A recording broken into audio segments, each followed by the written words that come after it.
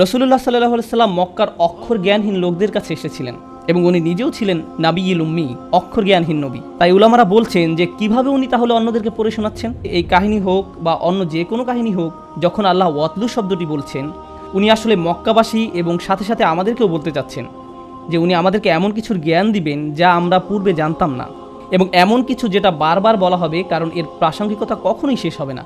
ব্যাপারটি এমন না যে এটি পূর্বে হয়েছে ব্যাস শেষ। এটা আমার আপনার উপরেও প্রযোজ্য। এটা একটা জীবন্ত বই, এটা একটা জীবন্ত বিবরণ, আর সেই কারণেই এর ভাষাটা সার্বজনীন থাকাটাই যুক্তিসঙ্গত। আমি আগেও বলেছি যে এই ক্ষেত্রে আল্লাহ কোনো বিশেষ লোক বা ব্যক্তির নাম উল্লেখ করেননি। কেন? কারণ এটি একটি আর্কিটাইপ, যে কেউ হতে পারে, আমি, আপনি বা যে কেউ। এটা আমাদের যে কারো কাহিনী হতে পারে। তাই মনোযোগ দিয়ে শুনুন আর ভাবুন যে এটা আপনার জন্য প্রযোজ্য কিনা। আল্লাহ বলেন, আল্লাযী আতাইনাহু আয়াতিনা, যাকে আমি আমার আয়াত দিয়েছি। অন্য কথায় এই সেই ব্যক্তি যাকে আল্লাহ তাআলা তাঁর পথ দেখিয়েছেন, যাকে আল্লাহ তাআলা তাঁর পথ দেখিয়েছেন। কোনো স্কলার যে কিনা কুরআন, হাদিস, শরিয়া আইন, ফিকহ নিয়ে 50 বছর ধরে পড়াশোনা করেছেন, 50 বছর ধরে পড়াশোনা করেছেন, তাকে আল্লাহ তার আয়াত দিয়েছেন। আবার এমন কেউ যে কিনা কোনো পাবলিক লাইব্রেরিতে বসে হয়তো কোরআনের একটি অনুবাদ করা কপি পড়ে মুসলিম হয়েছে, তাকেও আল্লাহ তার আয়াত দিয়েছেন। তাই আল্লাহ এই আয়াতের বক্তব্য বিশাল পাণ্ডিত্যের অধিকারী কারোর জন্য সীমাবদ্ধ করেননি, বা বিপরীতে শুধু অল্প জানা কারোর জন্য নয়। এখানে আমাদের সবার সম্পর্কে বলেছেন, কারণ আল্লাহ সবাইকে কিছু না কিছু জ্ঞান দিয়েছেন। প্রকৃতপক্ষে এখানে বসে যারা জুমার খুতবা শুনছেন, আমি সহ আমাদের সবাই আল্লাহর আয়াত প্রাপ্ত, হয়তো কম বা বেশি, কিন্তু আমাদের সবাই এর অন্তর্ভুক্ত। এমনকি আপনি যদি সামান্য একটু কুরআনও জানেন, সামান্য একটু আল্লাহর হিদায়াতের স্পর্শেও আসেন, এমনকি আপনি যদি শুধু ফাতিহার প্রথম শব্দটা জানেন, অথবা আপনি শুধু জানেন বিসমিল্লাহির রহমানির রহিম, এটাও আয়াতের কিছুটা যা আল্লাহ আপনাকে দিয়েছেন। তাই এই আয়াতে আল্লাহর অনুগ্রহটা হচ্ছে তাদের উপর যারা এখন শুনছেন। এমন কারো কথা বলছে না যা আমার বা আপনার থেকে উঁচু স্তরে রয়েছেন। আতাইনাহু আয়াতিনা, এরপরে আল্লাহ সমস্যার বর্ণনা করছেন, এই ধরনের লোকের খবর জানাচ্ছেন। আপনাদেরকে এই লোকের পরিচয় বলি। এই লোককে আমরা আমাদের পথ নির্দেশনা দিয়েছি, আমাদের আয়াত দিয়েছি, এই বিশ্বাস সম্পর্কে তাকে কিছুটা শিখিয়েছি। আল্লাহ নিজেই বলছেন তিনি নিজেই সেই শিক্ষার পথ তৈরি করে দিয়েছেন। ফানসালাখা মিনহা, আরবিতে ইনসিলাখ শব্দটি যখন কোনো প্রাণী তার খোলস ফেলে দেয় সেটা বোঝাতে ব্যবহৃত হয়। সবচেয়ে সহজ উদাহরণ হবে সাপের। আমরা জানি যে সাপ একটা সময়ে তার খোলস ফেলে দেয়, তাতে সে তার বাইরের চামড়াটা ফেলে দেয়, বিশেষত বড় সাপের ক্ষেত্রে এটা তারা প্রায়ই করে, এবং আপনি শুধু দেখবেন যে বাইরের চামড়াটি পড়ে রয়েছে। যদিও এই শব্দ থেকে সাপের প্রতিচ্ছবি পাওয়া যায়, কিন্তু আল্লাহ তো সাপ নিয়ে কথা বলছেন না। আল্লাহ বলছেন মানুষ নিয়ে, যাদেরকে আল্লাহ তার দ্বীনের জ্ঞান দিয়েছেন, তাদেরকে ওনার আয়াত দিয়েছেন। এর সাথে খোলস পরিবর্তনকারী সাপের সম্পর্ক কি? আসলে আল্লাহ তাআলা এমন একজন ব্যক্তির ছবি দেখিয়েছেন যে ধর্মটাকে বাহ্যিকভাবে ধরে রেখেছে হয়তো, কিন্তু ভিতরে আসলে সে এটা থেকে অনেক দূরে সরে গিয়েছে। তার অন্তরে আসলে দ্বীনের কিছুই নেই, অর্থাৎ তারা দ্বীনটাকে অনেকটা একটা ছদ্মবেশের মতো ধারণ করত। তাদের অন্তরে এর কোনো প্রভাব নেই আসলে। যদিও তারা হয়তো দ্বীনের অনেক কিছুই পালন করে বাহ্যিকভাবে, যেমন নামাজ পড়া, হালাল খাবার খাওয়া, সালাম বিনিময় করা, অথবা বিশেষভাবে পোশাক পরা, এর সবই বাহ্যিক, কিন্তু ভিতরে দ্বীনের কিছুই অবশিষ্ট নেই। ওই ব্যক্তির আত্মা বলতে আর কিছুই নেই যা বিশ্বাসের সাথে সম্পর্কযুক্ত, শুধু কৃত্রিম ধার্মিকতার বহিঃপ্রকাশ। এটা অনেকটা ভিতরে ডিমবিহীন খালি খোলসের মতো। তাই আল্লাহ বলছেন আমি তোমাদেরকে সেই লোকের কাহিনী বলতে চাই যাকে আমি দ্বীনের কিছুটা হলেও জ্ঞান দিয়েছিলাম। তারা ধর্ম সম্পর্কে জ্ঞান অর্জন করেছিল, কিন্তু তারা শুধু সেটাকে বাইরেই ধারণ করেছিল, আর তাদের ভিতরে সেটা থেকে তারা যোজন যোজন দূরে ছিল। তাই তাদেরকে দেখে হয়তো মনে হয় তারা অনেক বড় মুসলিম, তারা দ্বীনের ব্যাপারে সচেতন, নিয়মিত দিন পালন করে ইত্যাদি, কিন্তু তাদের ভিতরে আসলে কিছুই নেই। কি ভীতিকর একটা ব্যাপার। ফানসালাখা মিনহা। এখন চলুন এটার বিভিন্ন পর্যায় নিয়ে আলোচনা করি। আমি প্রথমেই বলছি এটা সেরকম লোকের ক্ষেত্রে হতে পারে যে দ্বীনের খুব সামান্য কিছুই জানে, আবার এমন ব্যক্তির ক্ষেত্রেও এটা হতে পারে যে হয়তো তার পুরো জীবন দ্বীন শিক্ষায় ব্যয় করেছে। এমন ব্যক্তি যাদের কাছে দ্বীনের ন্যূনতম জ্ঞান আছে, কিংবা এমন ব্যক্তি যে দ্বীন শিক্ষায় আলিম। এমন হতে পারে যে জীবনের কোনো না কোনো পর্যায়ে তারা হয়তো আল্লাহ যা তাদেরকে দিয়েছেন তা থেকে বিচ্যুত হয়ে যায়। ও আরেকটা কথা, আল ইনসিলাখ আর আল ইবতিয়াদ সমার্থক, নিজেকে দূরে সরানো। আল্লাহ তাদেরকে যা দিয়েছেন তারা তার থেকে দূরে সরে যায়, তারা তার থেকে দূরে সরে যায়। কেউ একজন যদি আল্লাহ তাকে যা দিয়েছেন তার থেকে বিচ্যুত হয়ে যায়, তাহলে সে জীবনে যত জ্ঞানই অর্জন করুক না কেন, যত পড়াশোনাই করুক না কেন, এই দিনের প্রকৃতি হচ্ছে এটা পাওয়ার পর আপনি কোনো পরিশ্রম করা ব্যতীত ধরে রাখতে পারবেন না। আপনি এরকম বলতে পারবেন না যে আমি 2 বছর আগে পুরো কোরআন পড়েছিলাম, এখন আমি জানি এতে কি আছে, এটাই যথেষ্ট। এরকম হবে না। আল্লাহ বনী ইসরাঈলদের বলছেন খুযু মা আতাইনাকুম বিকুওয়াতিন। অন্য আরেক জায়গায় বলছেন ওয়াসমাউ, আমি তোমাদেরকে যা দিয়েছি প্রবল শক্তি দিয়ে তা ধরে রাখো। আপনাকে এই কিতাব শক্ত করে ধরতে হবে এবং এতে কি আছে তা বারবার নিজেকে স্মরণ করাতে হবে। আরেক জায়গায় আল্লাহ বলছেন, বারবার শুনতে থাকো। এমন পরিবেশে আপনার থাকতে হবে যেখানে আপনি শুধু উপদেশ দিবেন না, উপদেশ নিবেনও। আপনি এমন হতে পারবেন না যে আমি সব জানি, আপনাকে বারবার তা নিজেকে মনে করাতে হবে। বারবার দিনের সাথে আপনার নিজেকে সম্পৃক্ত করতে হবে। অন্যথায় যেটা হবে, বাহ্যিকভাবে আপনি জ্ঞানীই থাকবেন, বাহ্যিকভাবে হয়তো আপনি যখন তখন আয়াত কোট করতে পারবেন, বাইরে থেকে মনে হবে আপনি খুব ধার্মিক, কিন্তু ভিতরে আপনার অন্তর আল্লাহর কালাম থেকে বিচ্ছিন্ন হয়ে গেছে, সেই আয়াত থেকে বিচ্ছিন্ন হয়ে গিয়েছে যা আপনাকে দেয়া হয়েছিল। তাই আল্লাহ বলছেন ফানসালাখা মিনহা, মানে হচ্ছে সে ভিতরে মানসিকভাবে, আত্মিকভাবে আল্লাহর আয়াত থেকে সে অনেক দূরে সরে গেছে। তাই ভিতরে আর বাইরের মাঝে এখন অনেক ফারাক রয়েছে। আর যখনই এরকম হয়, ফাআতবাআহু শাইতান, শয়তান সাথে সাথে তাকে অনুসরণ করা শুরু করে, তাকে পথভ্রষ্ট করার সর্বোচ্চ প্রচেষ্টা চালাতে থাকে। আরবিতে তাবিআ মানে হচ্ছে কাউকে অনুসরণ করা, আর আতবা হয়, এটাকে আরবিতে বলা হয় মুবালাগা, মানে হচ্ছে কোনো কিছু জোর দেয়া বোঝানো। আর অর্থ দ্বারায় সে তাকে প্রতি পদে পদে অনুসরণ করে, একটা সেকেন্ডও এমন যায় না যে শয়তান তাকে ছাড়ে। এখানে শয়তান সম্পর্কে একটা জিনিস জানতে পারছি যে এমন ব্যক্তি যে আল্লাহর দিকে এগিয়ে এসেছিল, যাকে আল্লাহ আয়াত দিয়েছিলেন, যখন সে আল্লাহ থেকে দূরে সরতে থাকে, শয়তান সুযোগ দেখতে পায় এবং সে তার পেছনে উঠে পড়ে লাগে। সেই লোকই হয়ে পড়ে তার প্রধান প্রজেক্ট, সে সব কিছু ছেড়ে আপনার পেছনে লাগে। এটাই ফাতবাহু শাইতান। তাই শয়তান তাকে প্রতিনিয়ত এ ব্যাপারে উৎসাহ দিতে থাকবে। আর যেটা হবে, শয়তান তাকে যখন ওয়াসওয়াসা করতে থাকবে, সেটা আল্লাহর আয়াতের ঠিক বিপরীত। আল্লাহ এই ব্যক্তিকে ন্যায় অন্যায়ের পার্থক্য করতে শিখিয়েছিলেন, তাকে বিনয়ী, ভদ্র, দয়ালু এবং ন্যায় অন্যায়ের পার্থক্য করতে শিখিয়েছিলেন। কিন্তু শয়তান তাকে অনুপ্রেরণা দেওয়া শুরু করে, তখন সে চায় ওই ব্যক্তি তাকে অনুসরণ করুক এবং সে ওই ব্যক্তি এবং আল্লাহর আয়াতের মাঝে দূরত্ব তৈরি করে দেয়। আল্লাহর অবাধ্যতা করাকে তার কাছে সৌন্দর্যমণ্ডিত করে তুলবে। শয়তান তাদের কাজ তাদের নিকট সুন্দর করে তুলবে। আর যখনই সে এটা শুরু করে, তখন কি হয়? আল্লাহ বলছেন ফাকানা মিনাল গাওয়িন, ফাকানা মিনাল গাওয়িন, ফলে সে পথভ্রষ্টদের অন্তর্ভুক্ত হয়ে পড়েছে। আরবিতে গাওয়া দিয়ে বোঝায় যখন কেউ সোজা পথে চলছিল, কিন্তু এক সময় সে হয়তো এমন একটা মোড় নিল যাতে সে একদমই পথ ভুলে চলে গেল। ব্যাপারটা অনেকটা হাইওয়েতে ভুল এক্সিট নেবার মতো, যাতে করে আপনি আর হাইওয়েতে ফিরতে পারবেন না। এটাই গয়ন। আল্লাহ এখানে খুবই ভীতিকর একটা পরিস্থিতির বর্ণনা দিয়েছেন। এই আলোচনায় শয়তানের টার্গেট এ ধরনের লোক নয় যারা আল্লাহকে ভুলে গেছে বা অবিশ্বাস করে। এখানে তাদের সম্পর্কে বলা হচ্ছে না, এখানে ভালো লোকদের সম্পর্কে বলা হচ্ছে, যাদেরকে আল্লাহর আয়াত দেওয়া হয়েছিল। কোনো কারণে তারা ভুল পথে চলা শুরু করেছে, ইসলাম থেকে নিজেদের দূরে সরিয়ে রাখছে, আর এই সুযোগে শয়তান তাদের চেপে ধরে। আর একবার যখন শয়তান এমন লোকদের পিছনে লাগে, সে তাকে দিয়ে এমন কাজ করাবে যা অধার্মিক লোকরা পর্যন্ত করার সাহস পায় না। এই ব্যক্তি যে কিনা বিশ্বাসীদের অন্তর্ভুক্ত ছিল, তার এমন অধপতন তার হতে পারে, সে এমন কাজ করতে পারে যা অমুসলিমরা পর্যন্ত করে না। সে এমন নিচে নামতে পারে, মানে হচ্ছে আসফালা সাফিলিন, নিচু থেকেও নিচু। আর এই আয়াত যতই অগ্রসর হচ্ছে এই ধরনের লোকদের কাহিনী নিয়ে, যারা কিনা আল্লাহর পথ থেকে দূরে সরে গিয়েছে, তখনই আল্লাহ এর করুণ পরিণতিটা বলছেন, ওয়ালাউ শি'না লা রাফা'নাহু বিহা, যদি আমরা চাইতাম আমরা তাকে অনেক উঁচু আসনে আসীন করতে পারতাম, তার জ্ঞানের কারণে। অর্থাৎ যে আয়াত আল্লাহ আপনাকে দিয়েছেন, বিহা শব্দ দিয়ে আয়াত উদ্দেশ্য করা হয়েছে। সুতরাং আল্লাহ আপনাকে যে আয়াত দিয়েছেন তার উদ্দেশ্য ছিল আপনাকে সম্মানের আসনে আসীন করা। উঁচুতে ওঠানোর ধারণাটি কোরআনে চিত্রকল্পরূপে ব্যবহার করা হয়েছে। কোরআনের আরেক জায়গায় সূরা নূরে আল্লাহ দুনিয়ায় 3 ধরনের সৃষ্টির কথা বলেছেন। তাদের মাঝে একটা হচ্ছে মানুষ, যারা সোজা হয়ে দাঁড়াতে পারে। এরপর আসছে ইয়ামশি আলা আরবা, যারা 4 পায়ে চলা প্রাণীরা। ইয়ামশি আলা বাতনিহি, যারা পেটের উপর ভর দিয়ে চলে, যেমন সাপ। এখানে ইতিমধ্যে আপনারা দেখেছেন সাপের একটা চিত্রকল্প উল্লেখ করা হয়েছে। সাপ হচ্ছে সেই প্রাণী যা মাটির সবচেয়ে কাছে থাকে, আর মানুষের ক্ষেত্রে তার মুখ, চোখ, শরীর মাটি থেকে সবচেয়ে দূরে থাকে। আমাদের ক্ষেত্রে একমাত্র পা মাটি স্পর্শ করে। লক্ষ্য করলে দেখবেন যারা 4 পেয়ে প্রাণী তারা কিন্তু সবসময় মাটির দিকে তাকিয়ে হাঁটে। তাদের শরীর এমনভাবে তৈরি যে তারা সবসময় মাটির দিকে চেয়েই হাঁটে। তাই প্রাণীকুলের মাঝে নিচু প্রাণী হচ্ছে সাপ। আর আল্লাহ বলছেন যদি উনি চাইতেন সে লোককে মানুষের মতো মানুষ বানাতে পারতেন, যে সোজা হয়ে চলে। লা রাফা'নাহু বিহা, এর দ্বারা তাকে উঁচু করতে পারতেন। যেভাবে মানুষকে সৃষ্টি করা হয়েছে, মানুষ যখন উপরে তাকায় তারা তাকায় আকাশের দিকে, তাদের লক্ষ্য অনেক উঁচুতে। আমরা এমন জিনিসের আশা করি যা আকাশ থেকে আসে, যা অন্য প্রাণীদের মতো নয়, যাদের একমাত্র লক্ষ্য শুধু মাটির দিকে। তারা শুধু সেদিকেই তাকিয়ে চলে, তারা উপরে তাকায় না, সম্মুখেও তাকায় না।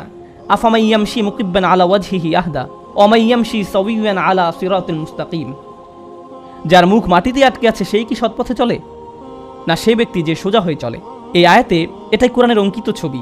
আল্লাহ বলছেন যদি আমরা চাইতাম আমরা তাকে উঁচুতে উঠাতে পারতাম, অন্য কথায় আমরা তাকে ভালো থেকে উত্তম উত্তম আরও উৎকৃষ্টে পরিণত করতে পারতাম। আপনি দিন সম্পর্কে খুব অল্প জানেন, কিন্তু ওই সামান্যটুকুর কারণেই আল্লাহ আপনাকে পরের স্তরে উন্নীত করতে পারতেন, সেখান থেকে আরও উপরের স্তরে, সেখান থেকে আরও উপরে। এখানে আপনাকে হয়তো কোনো ইমামের সাথে, আলিমের সাথে বা সেরা কোনো আবিদের সাথে তুলনা করা হয়নি। আপনি নিজে নিজেই ক্রমান্বয়ে উন্নতির দিকে এগিয়ে চলতে পারতেন, শুধুমাত্র এই কারণে যে আল্লাহ আপনাকে শুরু করার জন্য অতি সামান্য কিছু হলেও জ্ঞান দিয়েছিলেন। ওয়ালাকিন্নাহু আখলাদা ইলাল আরদ, কিন্তু সেই ব্যক্তি পুরোপুরি তার দৃষ্টি ফিরিয়ে নিল ভূমির দিকে, মানে নিচের দিকে। আখলাদা শব্দটি এসেছে খুলুদ থেকে। মজার ব্যাপার হচ্ছে আসল শব্দটা হচ্ছে এখানে ইখলাদ, যার অর্থ হচ্ছে কোনো কিছুকে স্থায়ী বানিয়ে ফেলা, স্থায়ী হওয়া নয়। মানে হচ্ছে আখলাদা নাফসাহু ইলাল আরদ, আখলাদা হাওয়াহু ইলাল আরদ, আখলাদা হাম্মাহু ইলাল আরদ। সেই ব্যক্তি যাই করতে চাইতো না কেন, যাই করতে চাইতো না কেন, তার সব কিছু এখন দুনিয়া কেন্দ্রিক হয়ে গেছে। সেই ব্যক্তি যে জান্নাত সম্পর্কে জানে, সে আল্লাহর সাক্ষাৎ সম্পর্কে জানে, সে কিয়ামতের দিন সম্পর্কে জানে, কিন্তু তা সত্ত্বেও নিজেকে দূরে সরানোর কারণে এখন একমাত্র যা নিয়ে চিন্তা করে, ভালোবাসে, যা তার একমাত্র প্রধান লক্ষ্য, তার সব কিছুই এই দুনিয়া কেন্দ্রিক। যা কিছুর আকাঙ্ক্ষা তার আছে, টাকা, সম্পদ, খ্যাতি, লোভ, এগুলো নিয়েই তারা সবসময় চিন্তা করে। এর বাইরে তারা আর কিছুই ভাবতে পারে না। তারা আল্লাহর সামনে কিভাবে দাঁড়াবে সেটা নিয়ে তাদের কোনো চিন্তা নেই। কি দুঃখজনক ব্যাপার, যে ব্যক্তি আল্লাহর আয়াত সম্পর্কে জানে, জানে যে তাদের লক্ষ্য আরো উঁচু হওয়া দরকার, কিন্তু তারা শুধুই এই দুনিয়া নিয়ে চিন্তা করে। আখলাদা ইলাল আরদ। আর এই রূপক আয়াতটি আল্লাহ শেষ করেছেন এইভাবে যে ফামাসালুহু, কিভাবে ওই ব্যক্তিকে বর্ণনা করা যায়, সেই ব্যক্তি যে কিনা সাপের মতো ব্যবহার করছে। তাই এখন আল্লাহ এর থেকেও খারাপ একটি উদাহরণ দিচ্ছেন। উনি বলছেন ফামাসালুহু কামাসালিল কলব, তার উদাহরণ হচ্ছে একটি কুকুরের মতো, একটি কুকুরের মতো। এটাই যথেষ্ট অপমানজনক, কারণ কুকুর হচ্ছে এমন একটা প্রাণী, হ্যাঁ এটা বিশ্বস্ত, কিন্তু আল্লাহ আসলে কথা বলছেন এমন একটি ছন্নছাড়া কুকুরের। এটা আমরা দেখব আয়াতের ভাষা থেকে। এই যে কুকুরটি যার বর্ণনা আল্লাহ দিচ্ছেন, আপনারা জানেন কোরআনে আমরা বিভিন্ন মানুষের উদাহরণ পাই যাদেরকে কোনো প্রাণীর সাথে তুলনা করা হয়েছে। যেমন ইসরায়েলরা, যারা তাদের উপর বর্ণিত কিতাবের মর্যাদা দিতে পারেনি, তাদের উদাহরণ সেই গাধা যে পুস্তক বহন করে চলে, কিন্তু এখানে বর্ণিত ব্যক্তি তার থেকেও খারাপ। তার তুলনা করা হয়েছে কুকুরের সাথে।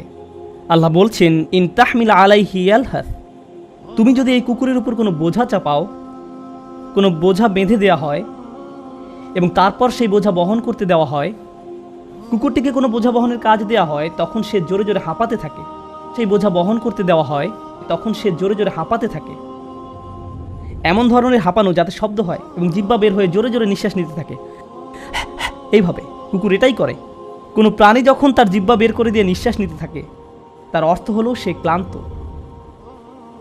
আল্লাহ তাআলা খুবই নিখুঁত ভাষায় ব্যবহার করেছেন চিত্রটি আমাদের সামনে তুলে ধরতে, যে তোমরা যদি এর উপর বোঝা চাপাও তাহলে সে হাঁপানো শুরু করে। ওয়া ইন তাতরুহু, আর যদি একে এমনিতেও রেখে দাও, ইয়ালহাস, তখনও সে তার জিহ্বা বের করে হাঁপাবে। এর অর্থ কি? এর সাথে আমার, আপনার অথবা সেই ব্যক্তি যে আল্লাহর পথ প্রাপ্ত তার সম্পর্ক কি? যে আল্লাহ তাআলা এমন একটি অদ্ভুত তুলনা করেছেন।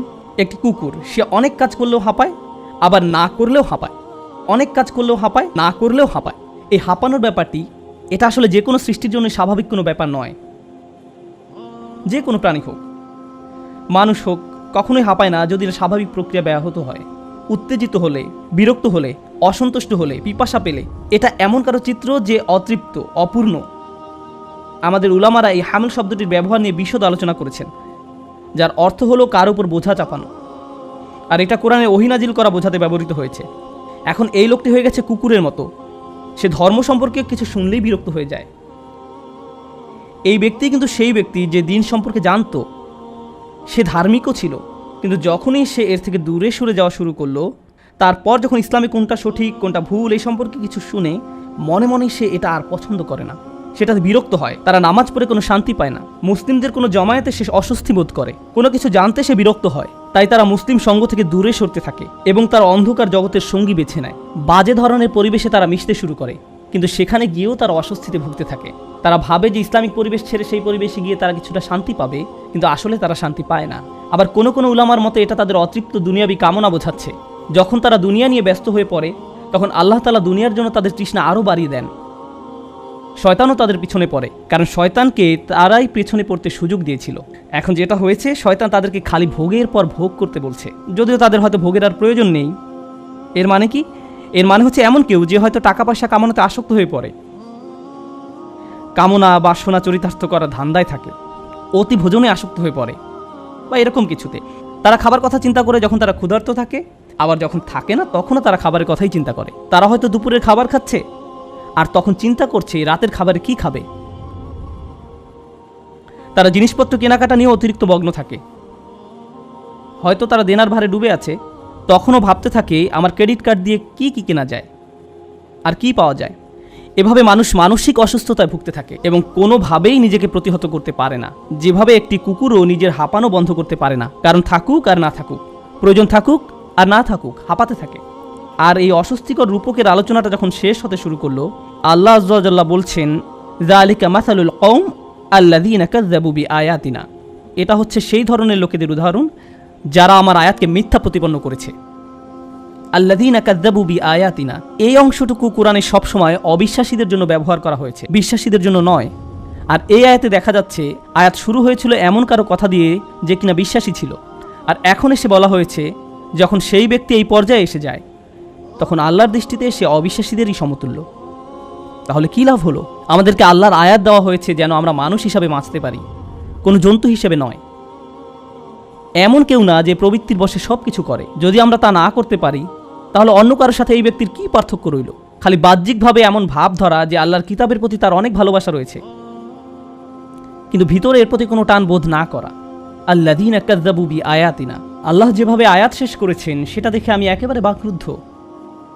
ফাকসুসিল কসাস লাআল্লাহুম ইয়াতাফাক্কারুন, তাদেরকে বিবিধ কাহিনী বলুন যেন তারা চিন্তা করতে পারে। এইভাবে আয়াতটি শেষ হয়েছে, তাদেরকে বিবিধ কাহিনী বলুন। আল কাসাস বহুবচন, এর মানে হচ্ছে এই যে ঘটনাটি শুধু একটি মাত্র ঘটনা নয়, বারবার এই ঘটনা চলতেই থাকবে। আমাদের চারপাশে এমন অনেক লোক থাকবে যারা হয়তো একসময় ধার্মিক ছিল, কিন্তু একসময় সে নাই হয়ে গেছে।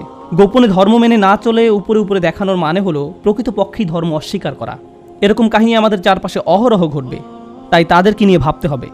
লাআল্লাহুম ইয়াতাফাক্কারুন, যেন তারা গভীরভাবে ভাবতে পারে। আর এটাও ভাবতে হবে যে আমি নিজেও কি সে একই রাস্তায় যাচ্ছি কিনা। কুরআনে যতবার আল্লাহ বলেছেন গভীরভাবে চিন্তা করো, এটা আসলে প্রত্যেকের নিজের সম্পর্কে। কুরআনে তাফাক্কুর শব্দটি খেয়াল করে দেখুন, প্রতিবার দেখবেন এটা আপনার নিজের দিকে আঙ্গুল উঠাচ্ছে। আয়াতের শেষ অংশ পড়ার সময় অন্য কেউ যার চূড়ান্ত অধপতন হয়েছে তার কথা চিন্তা করার আগে আল্লাহ বলছেন যে নিজের কথা চিন্তা করুন আগে, যেন নিজের গল্পটাও পরবর্তী ভয়ঙ্কর গল্পের মতো না হয়। তারা যেন এই ট্র্যাপের পরবর্তী শিকার না হয় যারা ভাবে যে কিভাবে এই আয়াত তাদের উপর প্রযোজ্য। যাবার আগে আমি আপনাদের জন্য একটি চিন্তার খোরাক দিয়ে যাচ্ছি। অনেক লোক আছে যাদের জন্য দিনের পড়াশোনা করাটা আল্লাহ সহজ করে দিয়েছেন। এমনকি রাসূলুল্লাহ সাল্লাল্লাহু আলাইহি ওয়াসাল্লামের সময়ও এমন ঘটনা ছিল, যারা বাইবেল নিয়ে পড়াশোনা করত, যারা হিব্রু ভাষা শিখে ধর্ম নিয়ে পড়াশোনা করত, তারা তাওহীদের ব্যাপারে নিঃসন্দেহ ছিল, কিন্তু তারা রাসূল সাল্লাল্লাহু আলাইহি ওয়াসাল্লাম সম্পর্কে সন্দিহান ছিল। তারা ওনার কাছে এসে বলল, আসলাম তু বিল হানিফিয়া, এই এক ইলাহের ধারণা, এটা নিয়ে আমাদের কোনো সন্দেহ নেই, আমার এতে কোনো সমস্যা নেই, আমি শিরক পছন্দ করি না, কিন্তু আপনাকে নিয়ে আমার সন্দেহ আছে। আমার এতে সন্দেহ আছে যে আপনি সত্যি আল্লাহ রসুল কিনা। তারা রসুল সাল্লাল্লাহু আলাইহি ওয়াসাল্লামকে এই কথা বলতো। রাসূলুল্লাহ সাল্লাল্লাহু আলাইহি ওয়াসাল্লাম তাদেরকে প্রমাণ দিতেন, কিন্তু পরে দেখা যেত যে এই সব লোকের দিন বিষয়ক পড়াশোনার সাথে তাদের অন্তরের কোনো যোগাযোগ নেই।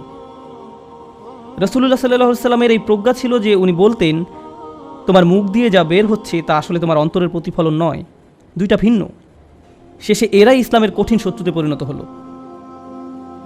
আজকের দিনেও এমন লোক আছে যারা দিনের শিক্ষাকে পাশ কাটিয়ে চলে। যেমন আমি নিজে যখন ইউনিভার্সিটিতে ইসলামিক স্টাডিজ করতাম, সেখানে অনেক নন মুসলিম প্রফেসর ছিল, তারা হয়তো এক যুগেরও বেশি সময় ধরে কোরআন নিয়ে পড়াশোনা করছে।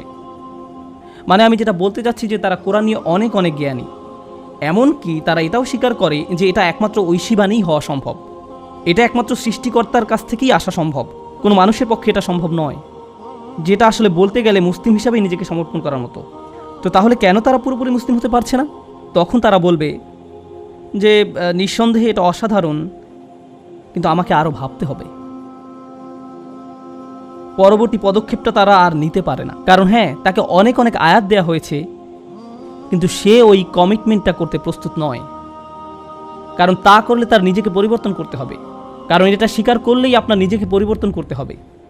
আল্লাহ বলছেন, বাল ইউরিদুল ইনসানু লিয়াফজুরা আমামাহ, আসল ঘটনা সেটাই, মানুষ আসলে নিজের প্রবৃত্তির অনুসরণই করতে চায়, এটাই আসল ঘটনা। তাদের সামনে কোনো কিছু আসলো, তাদের মন চাইলো, তারা সেটা করলো। আর পরিণতি নিয়ে কোনো চিন্তাই করলো না। যখন আপনি দিনকে পুরোপুরি গ্রহণ করেন, তারপর যখনই আপনি কোনো কিছু বলতে যান বা করতে যান, কোনো লেনদেন করতে যান, আপনি এর ফল চিন্তা করেন, আর তখন আপনি নিজেকে প্রতিহত করেন। ওয়ানাহান নাফসা আনিল হাওয়া, সে নিজেকে নিজের প্রবৃত্তির অনুসরণ করা থেকে বিরত রাখলো।